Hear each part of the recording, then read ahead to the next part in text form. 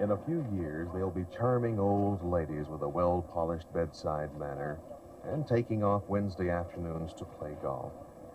But yesterday, the sophistication to come was only a promise as the 113 freshman students of the University of Texas Southwestern Medical School started their arduous journey to MD. Climaxing a week of orientation and registration, the fledgling medics and their wives were taken on a tour of Dallas, emphasizing diverse views of their new home. First stop on the tour was the North Dallas Neighborhood Center of the War on Poverty, where they were greeted by Bennett Miller, acting director of the Dallas War on Poverty program. But a community action agency is a departure from the normal system of helping people that has been used for hundreds of years or perhaps even thousands in this world.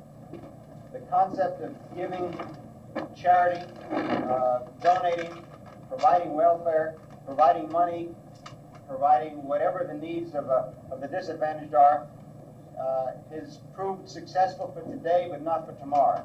And the OEO, perhaps 10 years ago in the minds of social scientists and 6 years ago in the minds of the federal government, this departure was consolidated into a new thought or a new federal agency, which was the OEO. So the concept of getting people to help themselves, of motivating people, and putting authority, putting decisions, and putting implementation into the hands of the poor, the disadvantaged minority groups is what it's all about. We are not here as a federal bureaucracy. We're not here to stay. The faster we phase ourselves out of business, the better off we are. We have a neighborhood youth corps for youngsters who are 14 to 18 years old, who are still in junior high school and high school to keep them in school. We have a neighborhood youth corps for those who are 17 and 18 years old, who are school dropouts.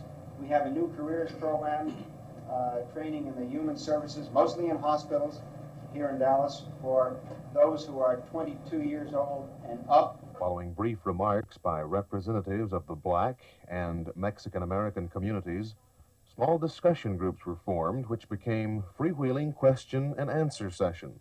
Reaches a certain age, whether he wants to speak Spanish or whether he wants to speak English. The point is that he will have a choice, unlike in the past.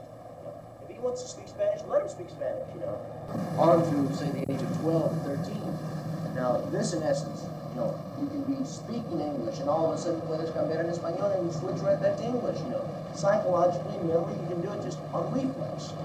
But if you restrict yourself to one language, and most individuals will not unless that language has been neglected arbitrarily. So subconsciously, you will be able to switch from either language to the other. You will have the facility to do that. And I've seen it. I've seen it in systems where they've had these programs, and it's beautiful. I'm not advertising my company because we get enough training. But the Community Relations Commission meets once every month. That's the first Thursday. And this is an open forum type of meeting where all kinds of community problems are presented to the commissioners in open hearing. But when they do have a fight in South Dallas, when they come in cut, shot up, or whatever, the attitude of the people who register these people in is bad. The black MLS attitude is bad because he's mad because here is another case for free. He won't get his $25 because it's a charity case, so he's mad. The nurses and the doctors is probably drinking coffee or either doing their thing, and this sort of shakes them up. In other words, this is not really rhetoric. These are facts. And then it was back aboard the buses for a quick trip across town to the Dallas Museum of Fine Arts, where representatives of various groups were to tell of the cultural and entertainment possibilities of the city.